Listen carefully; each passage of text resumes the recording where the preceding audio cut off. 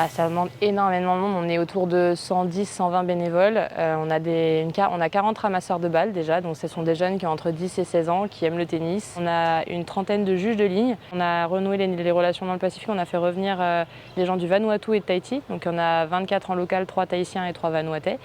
On a une trentaine d'hôtesses et stewards. Donc eux, c'est plus sur tout ce qui est l'accueil, les réponses au player desk, donc pour les joueurs. Ils gèrent l'accès aux tribunes, donc c'est eux que vous allez rencontrer à la billetterie. Ils sont un peu sur tous les stands, un peu sur tous les fronts. Ils essayent de varier un peu leur mission.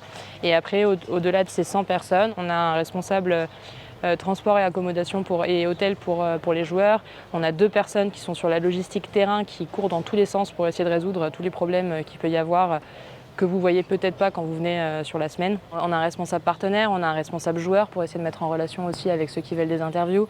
Et une responsable animation parce qu'on essaie de mettre plein d'animations pendant la semaine. Le responsable des juges de ligne, le responsable des hôtesses. Voilà, on a vraiment, en tout, on arrive à 110-120 personnes.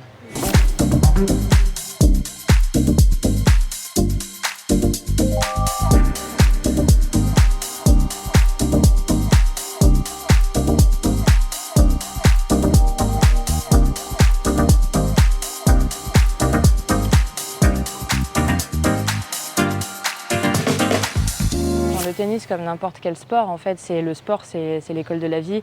Les difficultés qu'on va rencontrer, les difficultés qu'on va rencontrer en match, notre façon de gérer, on va travailler sur soi. On développe le fair play. Enfin, de manière générale, c'est l'école de la vie. Après, là, on est sur un sport individuel, pas collectif, mais ça n'empêche. Pour moi, c'est comme tout sport, en fait, ça apporte énormément.